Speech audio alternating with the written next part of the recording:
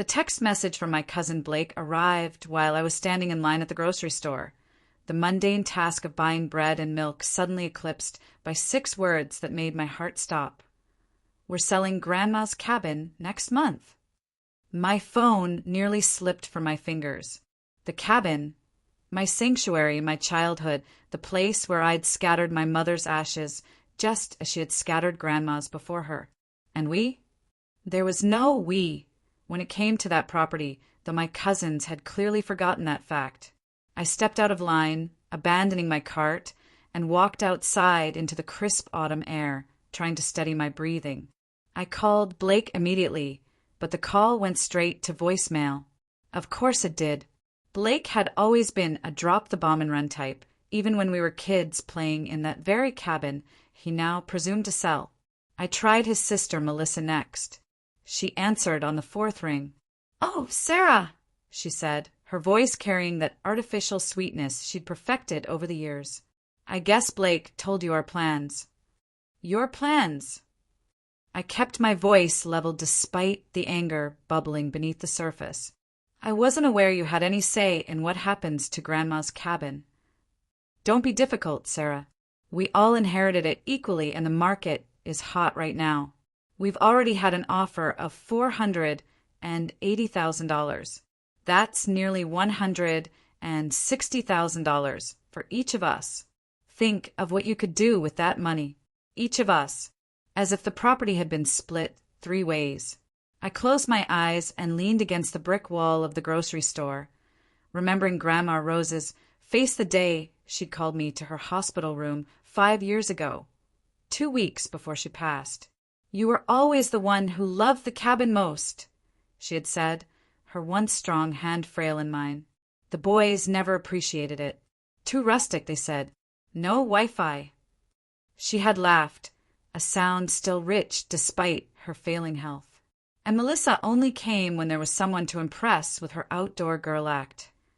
I squeezed Melissa's words from my mind and focused on the present. "I need to see the paperwork," I said, the will clearly stated. "Oh, Sarah, always so stuck in the past," Melissa interrupted. The family attorney reviewed everything. "It's all above board. Blake and I just thought, why maintain a property none of us uses regularly? It's wasteful. None of us uses. I'd spent every other weekend at the cabin for the past 5 years, maintaining it, protecting it, honoring it. The fact that they hadn't bothered to visit didn't mean the cabin sat empty. We're meeting with the real estate agent on Friday," Melissa continued. "You're welcome to join us, but we're moving forward with or without you. Blake says the buyers want to tear it down and build something more modern. Isn't that exciting? Progress, you know. Tear it down." The words hit me like a physical blow. The handcrafted stone fireplace Grandpa had built, the wooden beams Grandma had insisted on saving from the original structure, the window seat where I'd read books as a child while rain pattered against the glass, all of it reduced to rubble for some wealthy family's vacation home. "I'll be there Friday," I said, surprised by the steadiness in my voice. "Don't sign anything until then." "Oh, we wouldn't dream of it," Melissa replied, but the insincerity in her tone was unmistakable. "Family first, right?" I ended the call and stood motionless for a long moment, ignoring the curious glances from shoppers passing by. Then I opened my contacts and scrolled to a name I hadn't called in nearly 2 years. Daniel Morrison, attorney at law. My ex-husband. The irony wasn't lost on me. Daniel and I had met at Grandma's cabin when his family rented the property next door one summer. We'd married there 10 years later, exchanging vows on the dock as the sun set over the lake. And when our marriage crumbled under the weight of his ambition and my reluctance to leave my teaching position for his job offer across the country, the cabin had been my refuge. His secretary put me through immediately. "Sarah," Daniel said, surprise evident in his voice. "It's been a while." "I need your help," I replied, getting straight to the point. "It's about Grandma Rose's cabin." "The cabin?" He paused. "I thought you had that all squared away after she passed." "So did I. But Blake and Melissa are trying to sell it. They claim we all inherited it equally. Daniel's laugh was short and disbelieving. That's not what the documents we prepared stated. Your grandmother was very clear about her wishes. I know, but they've apparently convinced some attorney otherwise. They have a buyer lined up who wants to demolish it. The silence on the other end lasted long enough that I wondered if we'd been disconnected. Then Daniel spoke, his voice taking on the precision I remembered from our days together. I'll pull the files today. When are they planning to move forward? They're meeting with a real estate agent on Friday. Where? At the cabin, I assume. I'll clear my calendar. We're not letting this happen, Sarah. The fierce protectiveness in his voice momentarily transported me back to happier times. Thank you, I said simply. Don't thank me yet. Just make sure you bring any paperwork you have. And Sarah, he hesitated, it's good to hear your voice. I mumbled something noncommittal and ended the call, unsure how to process the conflicting emotions his comment stirred. I had more pressing concerns than lingering feelings for my ex-husband. Back in my apartment that evening, I pulled out the carved wooden box where I kept important documents. My hands trembled slightly as I lifted the lid, the scent of cedar bringing back memories of Grandma Rose. She'd given me the box on my 16th birthday, telling me every woman needed a place for her secrets and her truths.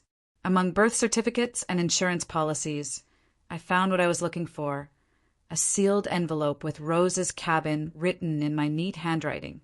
Inside was the deed to the property, transferred solely to my name shortly before Grandma's death, and a letter from her explaining her decision.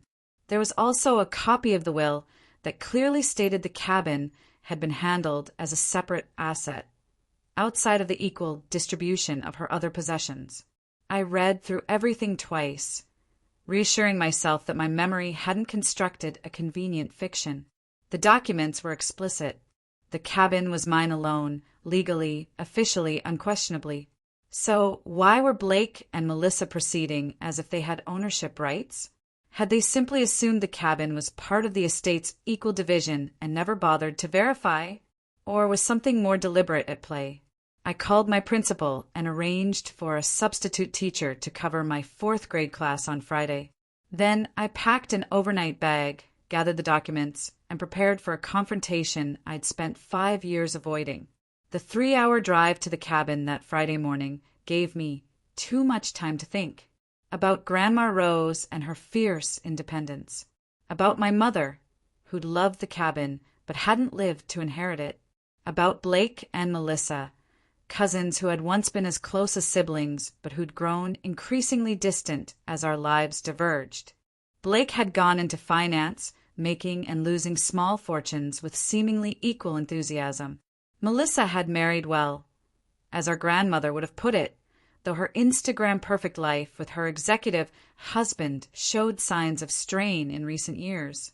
Neither of them had shown much interest in the modest cabin that had been in our family for 3 generations. Until now, apparently. Until it represented a potential windfall.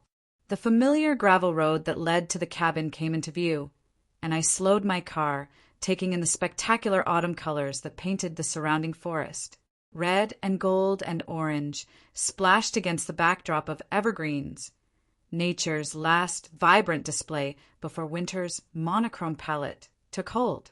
I'd expected to be the first to arrive, planning to center myself in the space before the confrontation. But as the cabin came into view, I saw 2 unfamiliar vehicles already parked in the clearing. A sleek black SUV and a red sports car that practically screamed real estate agent. Blake's Range Rover was there too, and what I assumed was Melissa's new Mercedes.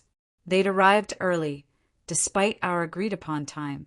The realization sent a chill through me that had nothing to do with the October air. I parked beside Blake's vehicle and sat for a moment, gathering my resolve. Through the cabin's large front window, I could see figures moving inside. One gestured expansively, the real estate agent, no doubt, selling the potential of a property that wasn't theirs to market. My phone chimed with a text from Daniel. 10 minutes out. Don't sign anything." That gave me a measure of comfort as I grabbed my bag and the folder containing the deed and other documents. I straightened my shoulders and walked toward the cabin that had been my true home for as long as I could remember. The door was unlocked, as it always had been. Some things, at least, hadn't changed. I stepped inside, the familiar scent of pine and wood smoke embracing me despite the tension evident in the room. For faces turned toward me with varying expressions. Blake's carefully neutral, Melissa's tight with forced pleasantry, and two strangers, a polished woman in her 40s with a red blazer that matched her car, and a man in an expensive-looking suit who I assumed was the potential buyer. "Sarah," Melissa trilled, moving toward me with arms outstretched as if we were the closest of friends. "You made it. We were just getting started." I accepted her brief hug without returning it, my eyes meeting Blake's over her shoulder. He at least had the decency to look uncomfortable. "This is Charlotte Reeves," Melissa continued, gesturing to the woman in red, "top real estate agent in the county. And this is Mr. Grayson, who's very interested in the property." "Ms. Mitchell," Charlotte stepped forward with a practiced smile, "your cousins have told me so much about you. This truly is a special property, though of course its real value is in the land and the lake access.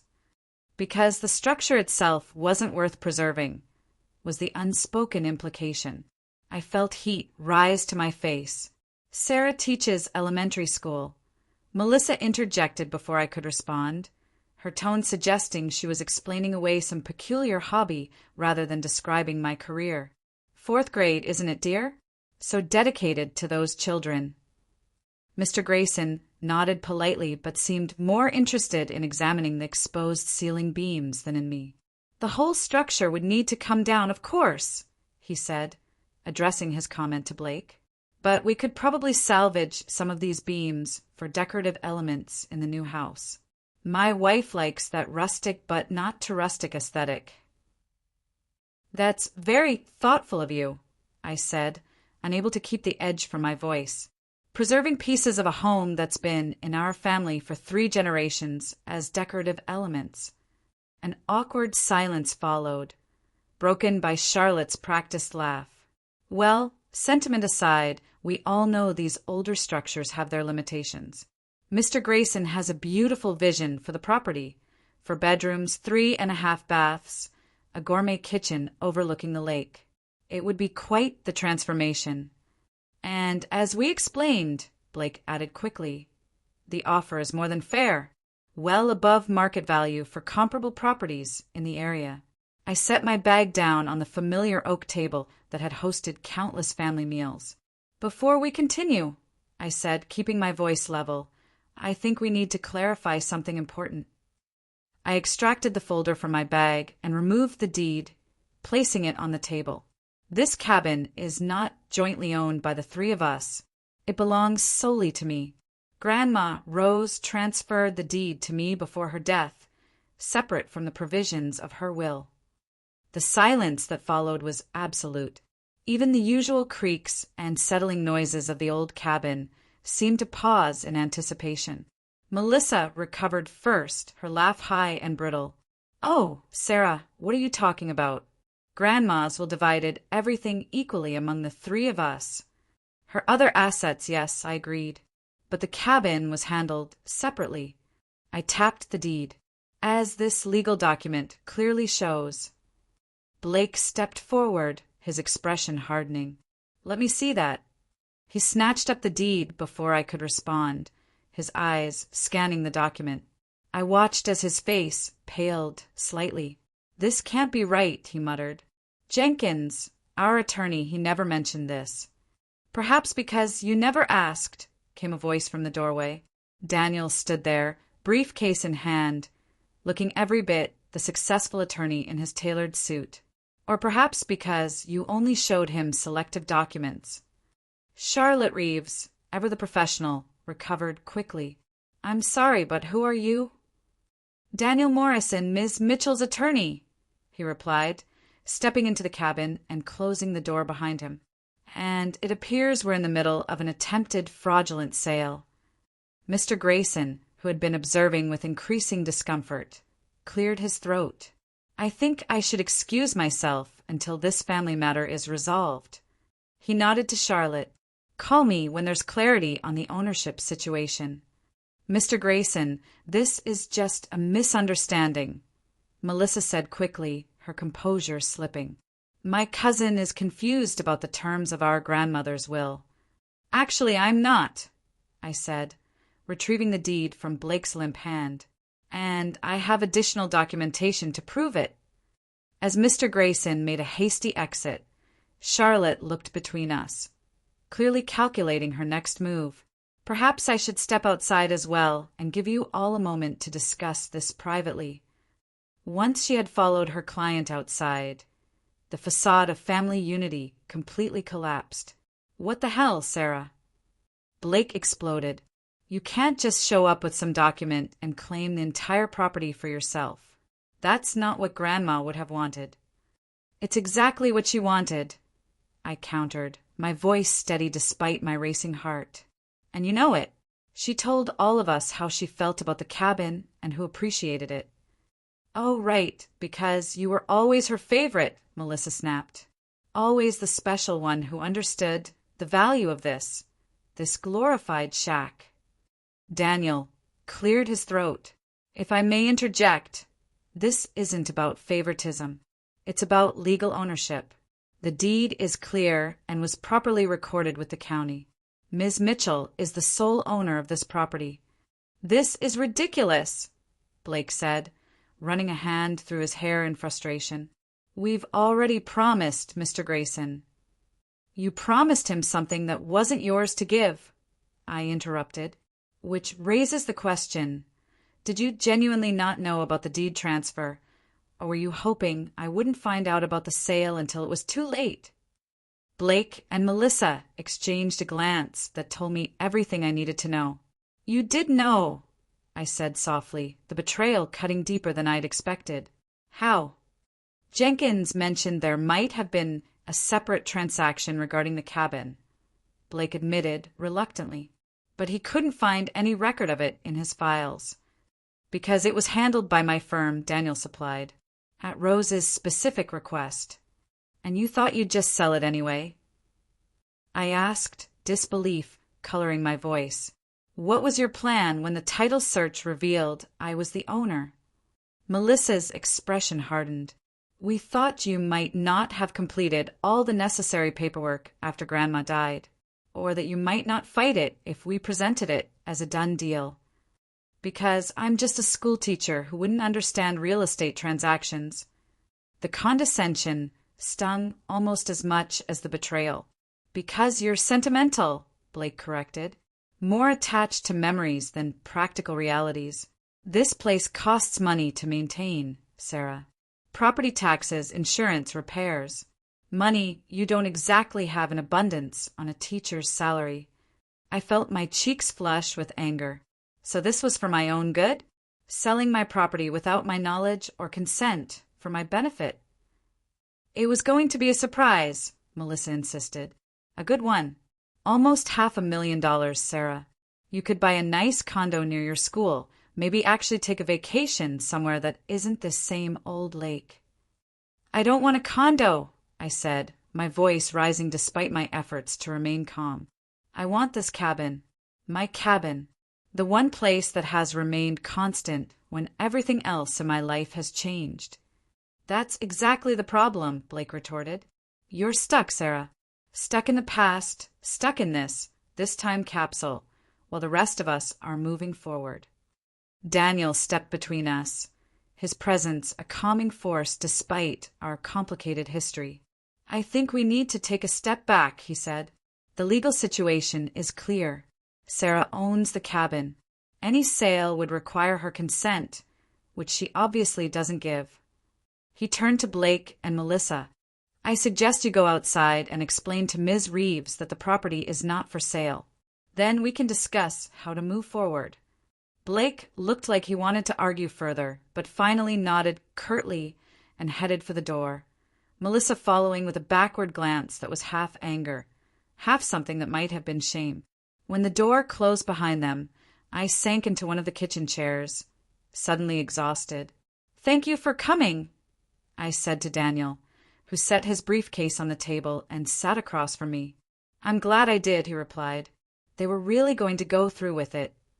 "I still can't believe they would do this," I said, staring at the deed that had caused such turmoil. "We grew up together in this cabin, shared so many experiences. How could they just—" "Money changes people," Daniel said simply, "or reveals who they already were." I looked around the cabin, taking in the stone fireplace where we'd roasted marshmallows on rainy days, the worn leather couch where Grandma had told us stories, the window seat that had been my reading nook since I was old enough to hold a book. "They said I'm stuck in the past," I murmured. "Maybe they're right." Daniel's gaze followed mine around the room. "Is it being stuck to value history? To honor connections? To preserve something meaningful?" He shook his head. "That's not being stuck, Sarah. That's being grounded." His words resonated in a way I hadn't expected. We sat in companionable silence for a moment, the cabin creaking gently around us as it had for decades. Outside, I could hear the raised voices of my cousins, followed by the slam of a car door and the sound of an engine starting. Through the window, I watched Charlotte Reeves' red sports car disappear down the gravel road. "What happens now?" I asked, though I wasn't entirely sure what I was asking about. The situation with my cousins, the cabin, or perhaps something else entirely. Daniel leaned back in his chair, his expression thoughtful. "Legally, nothing needs to happen. The cabin is yours, free and clear. Your cousins have no claim to it. And practically, that depends on what you want, Sarah. Do you want to maintain the relationship with Blake and Melissa? Or is this the breaking point?" I considered his question as the afternoon sun cast familiar patterns through the windows onto the wooden floor. Family was complicated. We shared history, blood, and the complicated legacy of those who came before us. But family didn't justify betrayal. "I don't know yet," I admitted. "This feels like the last straw in a relationship that's been fraying for years. But completely cutting ties seems so final." The door opened and Blake entered alone, his earlier bravado replaced by something approaching contrition. "Melissa's gone," he said. "She's pretty upset." "She's upset." I couldn't keep the incredulity from my voice. Blake held up his hands. I know. We're the ones who—" He trailed off, then tried again. "Look, we made a mistake. A big one." "A mistake is forgetting someone's birthday," I said. This was deliberate deception. He sank into the chair Melissa had vacated. "You're right, and I'm sorry." He glanced at Daniel, then back to me. "When Jenkins told us about the possibility that the cabin might not be part of the estate, we should have talked to you directly. But then Mr. Grayson made this offer, and it seemed like such a waste to turn it down when the money could help all of us." "It wasn't yours to accept," I said flatly. "I know that now," Blake replied, running a hand over his face. He looked tired suddenly and older than his 38 years. "The truth is, Sarah, I need the money. My last investment didn't pan out, and I'm in pretty deep. Melissa's not much better off, though she'd never admit it. That perfect life she projects is mortgaged to the hilt." I felt a twinge of sympathy despite myself. "That doesn't justify what you tried to do." "No, it doesn't," he agreed. "But it explains it, maybe. Desperation makes people do things they wouldn't normally consider." The cabin fell silent again, the only sound the ticking of the old clock on the mantel. The same clock that had counted time through our childhood summers, our adolescent dramas, our adult milestones and missteps. Finally I spoke. "I'm not selling the cabin. Not now, not ever. This place stays in the family." Blake nodded, resignation in his gesture. I figured as much. "For what it's worth, I think Grandma made the right choice. You were always the one who loved this place the most." He stood and moved toward the door, pausing with his hand on the knob. "Do you think you can ever forgive us?" "Eventually." I met his gaze steadily. I don't know, Blake. That depends on what happens next. He nodded again, understanding the implicit condition. Trust, once broken, required more than words to repair. I'll talk to Melissa, he said, though she might need more time to come around. After he left, Daniel and I sat in the lengthening shadows of the afternoon, the weight of the day's confrontation slowly lifting. You handled that well, he said, a note of admiration in his voice. Did I? I wasn't so sure. Part of me wanted to rage, to make them understand the depth of the betrayal. Another part wanted to retreat into the comfort this cabin had always provided, shutting out the complicated messiness of human relationships. You stood your ground without burning bridges, Daniel observed. That takes strength. Coming from him, the compliment carried particular weight. Our marriage had ended in part because I'd been unwilling to uproot my life for his career opportunity, a decision he'd initially seen as stubbornness rather than strength. I should get going, he said, rising and gathering his briefcase. Unless you need anything else. I walked him to the door, acutely aware of how many thresholds we'd crossed together in our shared past. Thank you again for coming. I couldn't have faced this alone. He turned to me, his expression softening. You could have. You're stronger than you give yourself credit for, Sarah. You always have been. He hesitated, then added, but I'm glad I could help. Some connections are worth preserving, even when they change form. Like this cabin, I thought, changed from generation to generation, but maintaining its essential character, like family bonds, stretched and tested, but never completely severed. Maybe we could get coffee sometime, I found myself saying, when we're back in the city, just to catch up. Daniel smiled, a genuine expression that reached his eyes. I'd like that. As his car disappeared down the gravel road, I turned back to the empty cabin. My cabin, feeling the presence of those who had loved it before me. Grandma Rose, who had entrusted it to my care. My mother, whose spirit seemed to linger in the rustle of pine needles against the roof. Generations of our family, whose laughter and tears had seeped into these walls.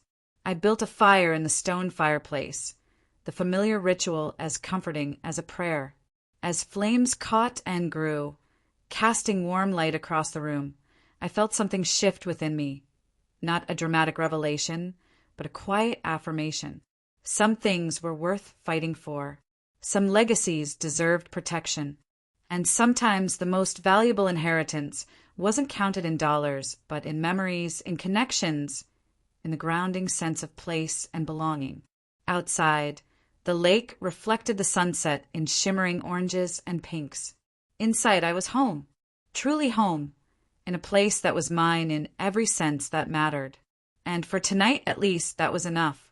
Morning arrived with the gentle persistence that had marked so many days at the cabin. Sunlight filtering through pine branches, casting dappled patterns across the wooden floor. I had slept on the window seat, wrapped in my grandmother's quilt, unwilling to retreat to the bedroom while my mind still churned with the previous day's confrontation. The kettle whistled on the old stove as I prepared coffee, the ritual bringing a sense of normalcy to a weekend that had begun with such turmoil. I carried my mug outside to the small deck that overlooked the lake, watching mist rise from the water surface in ethereal tendrils. In the clear light of morning, the reality of what my cousins had attempted struck me anew. They had been willing to erase this place, not just from the landscape, but from our family story. The stone fireplace, where Grandpa had laid each rock by hand during the summer of 1963. The wooden beams, salvaged from the original fishing cabin that had stood on this spot since the 1920s. The initials the three of us had carved into the underside of the dock when we were children. A secret pact of eternal friendship, now apparently as weathered as the wood itself. My phone buzzed with a text from Daniel. Everything okay this morning? His concern warmed me in a way the coffee couldn't. All quiet, I replied. Thanks again for yesterday. 3 dots appeared as he typed a response. Anytime.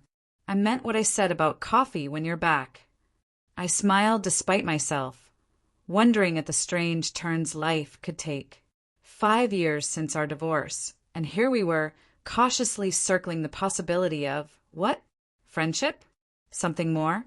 It was too soon to say, and I had more immediate concerns. The sound of tires on gravel pulled me from my thoughts. A car was approaching, not Blake's Range Rover or Melissa's Mercedes, but an unfamiliar sedan. I tensed, wondering if Mr. Grayson had returned, perhaps thinking he could negotiate directly with me. The car parked, and a petite woman with silver-streaked dark hair emerged. It took me a moment to recognize her, and Jenkins, my grandmother's longtime friend and neighbor, whose property began where ours ended, about half a mile through the woods. "Sarah," she called, making her way up the path to the deck. "I thought that was your car I saw yesterday. I would have come over sooner, but I didn't want to intrude." "And," I said warmly, moving to embrace her, "it's good to see you." She held me at arm's length, studying my face with the directness of someone who had known me since childhood. "You look like you've had quite a time of it," she observed. "I saw quite the parade of vehicles coming and going yesterday, including that red sports car. Real estate agent, if I had to guess." I sighed, unsurprised by her perceptiveness. In a small lake community, little went unnoticed. Blake and Melissa tried to sell the cabin, without telling me. Anne's eyebrows shot up.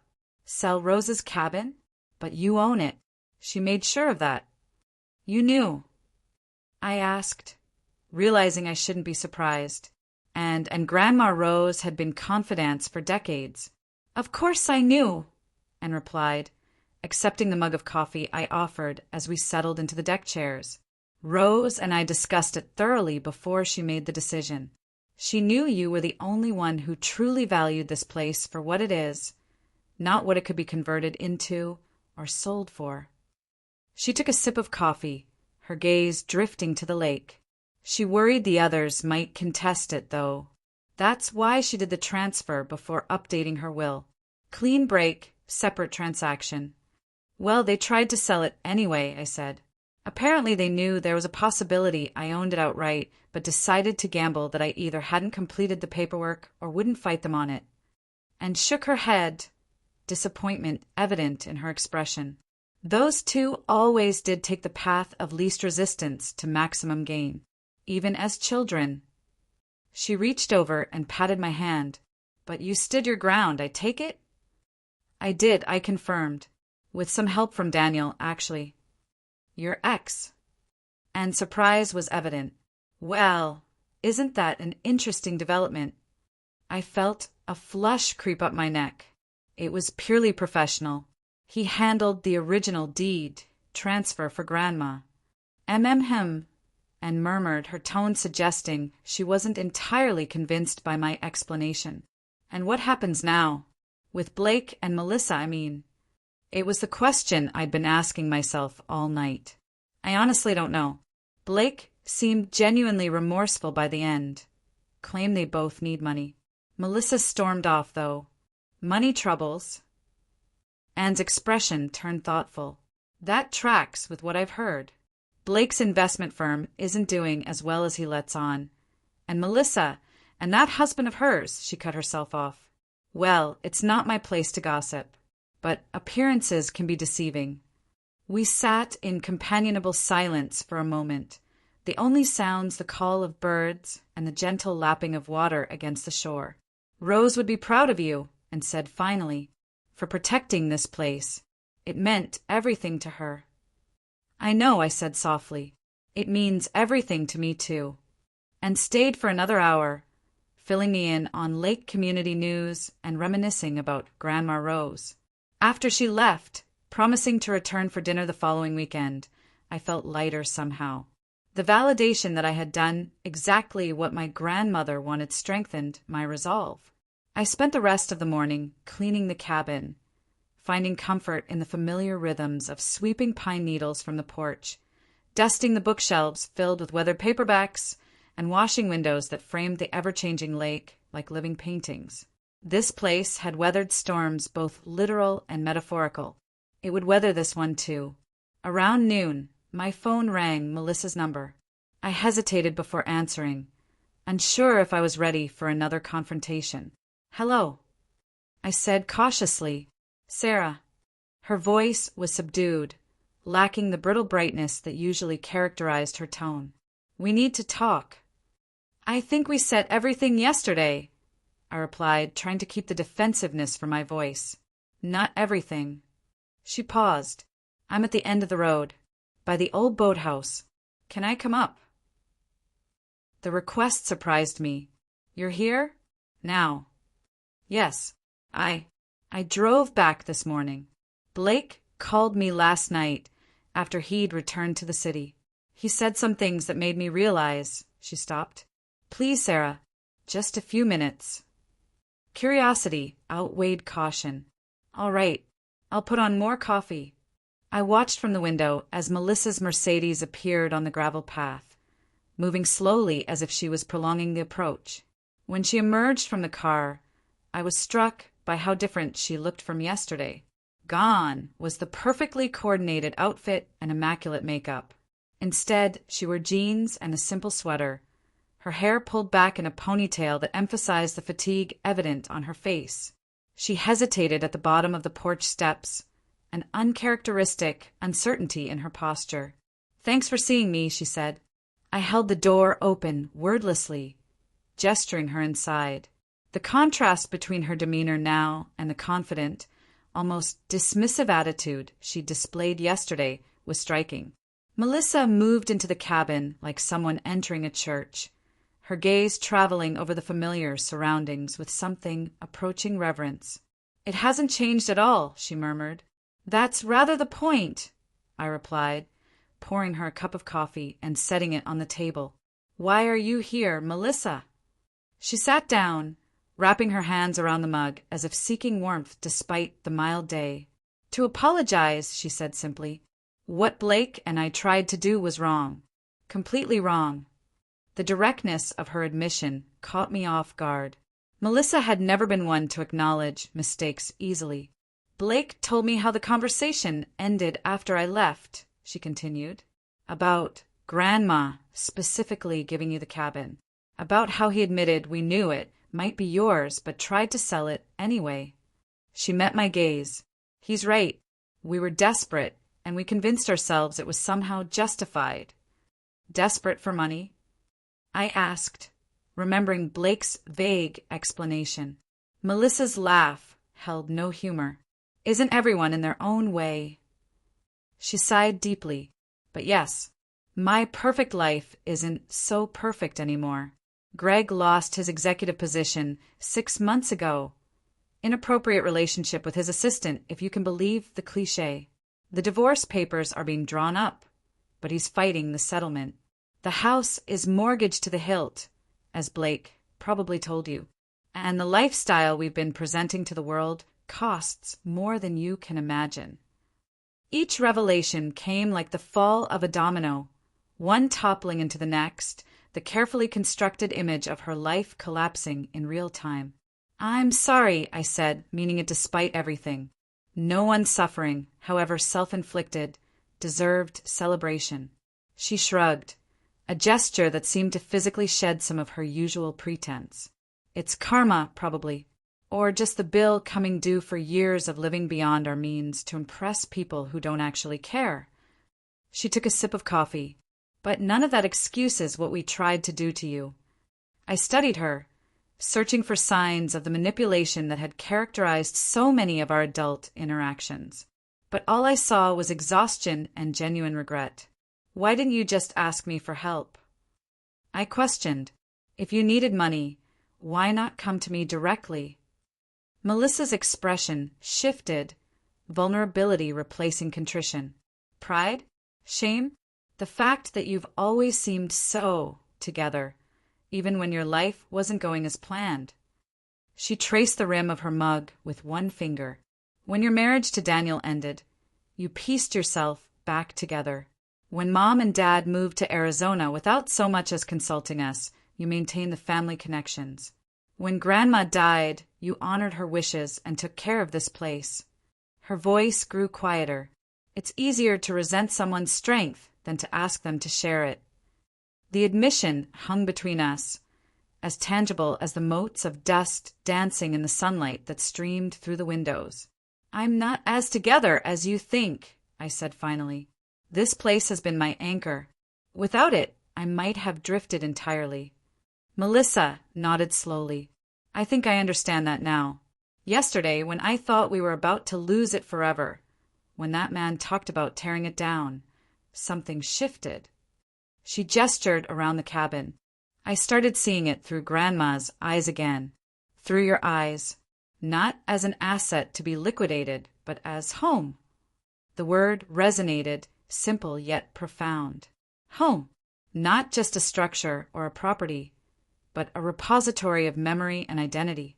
"It's still your home, too," I found myself saying, "whenever you need it." Melissa looked up, surprise evident in her expression. "Even after what we tried to do."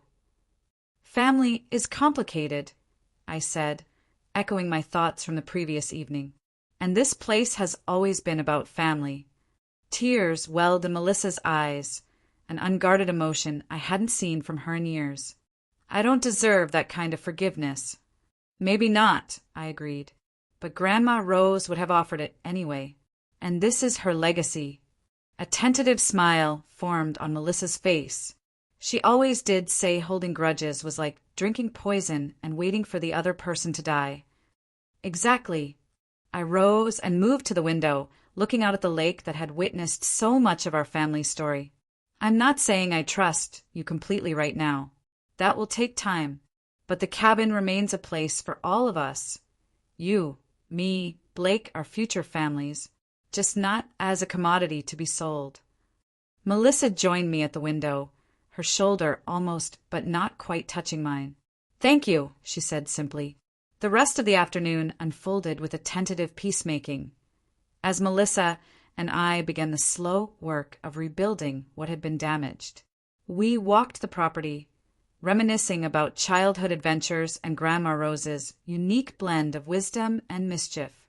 We cleared fallen branches from the path to the lake, working side by side in a rhythm that felt both familiar and new. As evening approached, Melissa prepared to return to the city, the weight that had been evident in her posture somewhat lightened. "I'll talk to Blake," she promised as she stood by her car. "Really talk to him about all of this, about finding better ways forward." "I'd like that," I replied. "And, Melissa, if you need a place to stay while you're sorting things out with Greg, the cabin's here." Her smile was genuine, if still tinged with regret. "I might take you up on that." She hesitated, then added, "And I'll make sure Blake understands that any financial help would be a loan, not an entitlement. We need to start taking responsibility for our choices." After she drove away, I returned to the deck, watching as the setting sun painted the sky in shades of pink and gold. The day had brought resolution I hadn't anticipated, a tentative healing of wounds still fresh. My phone chimed with a text from Daniel. "Hope everything went well today. Still on for coffee next week." I smiled, typing back, yes to coffee. Today brought unexpected reconciliation. "I'll tell you all about it." His response came quickly, looking forward to it. As darkness settled over the lake, I built another fire in Grandpa's fireplace, the dancing flames casting the room in a warm glow. On an impulse, I retrieved the wooden box that had held the deed and other important papers. But this time I reached for a different envelope, one containing the letters Grandma Rose had written to me in the years before her death. I selected one dated just a month before she passed away and settled into the window seat to read it by firelight. "My dearest Sarah," it began in her distinctive flowing script. "As I sit by the lake today, watching the leaves begin to turn, I'm thinking about legacy, about what we leave behind and who we trust to care for it." The words blurred slightly as tears filled my eyes. This cabin has been more than wood and stone to me. It has been witness to our family's joys and sorrows, to beginnings and endings, to the small moments that ultimately matter most. In entrusting it to you, I'm not merely transferring property. I'm passing along the responsibility of memory keeping, of maintaining a space where future generations can connect with those who came before. I glanced around the room, at the photographs on the mantel spanning 4 generations, at the bookshelf where classics mingled with beach reads, at the collection of smooth stones gathered from the lakeshore over decades. Each item told a story. Each corner held echoes of laughter and whispered confidences. There may come a time, Grandma's letter continued, when others question your stewardship of this place, when the practical seems to outweigh the sentimental, when market value appears to matter more than memory. In those moments, remember that some inheritances can't be measured in dollars or divided into equal shares. Her wisdom, as always, had anticipated the very conflict that had erupted. Trust yourself, Sarah. You understand what this place means, what it represents. You always have, and know that whatever challenges arise, you are strong enough to weather them, just as this cabin has weathered decade upon decade of storms, standing firm because its foundation was built with love. I folded the letter carefully and returned it to its envelope. Grandma's presence feeling so immediate, I almost expected to hear her voice or catch her reflection in the window glass. In the morning, I would return to the city, to my classroom filled with eager 4th graders, to the routine of my daily life. But I would carry with me the renewed certainty that I was exactly where I was meant to be in the stewardship of this place, and perhaps in the tentative reconnection with Daniel, in the fragile rebuilding of trust with my cousins, in all the unpredictable ways life continued to unfold. For now, though, I simply sat in the quiet cabin as night deepened outside, surrounded by the tangible presence of the past and the promise of futures yet to be written. The deed in the wooden box declared me the legal owner of this property. But Grandma Rose's legacy had granted me something far more valuable, the inheritance of belonging, of continuity, of home in its deepest sense. Outside, an owl called across the darkened lake. Inside, the fire crackled in the stone fireplace, built by hands now long gone. And I, keeping vigil in the space between past and future, felt profoundly grateful for both the responsibility and the gift of this cabin, this repository of memory, this sanctuary of second chances, this place of reconciliation and return. 3 months later, as winter settled over the lake in a blanket of pristine white, I stood on the cabin's porch watching a familiar car navigate the snow-covered drive. Daniel stepped out, carrying a small duffel bag and what appeared to be a grocery sack. "I brought supplies," he called, holding up the bag. "And that book you wanted to borrow." Our coffee meetings had evolved into dinners, and dinners into weekend excursions. We were moving cautiously, both aware of the past, but increasingly focused on the possibility of a different future. "Perfect timing," I replied, smiling as he made his way up the steps. "Blake and Melissa should be here in about an hour." The surprise weekend gathering had been my idea, a chance to strengthen the tentative bonds that had been rebuilding since that tumultuous October confrontation. Melissa, now living in a modest apartment and working at a gallery in the city, had sounded genuinely enthusiastic.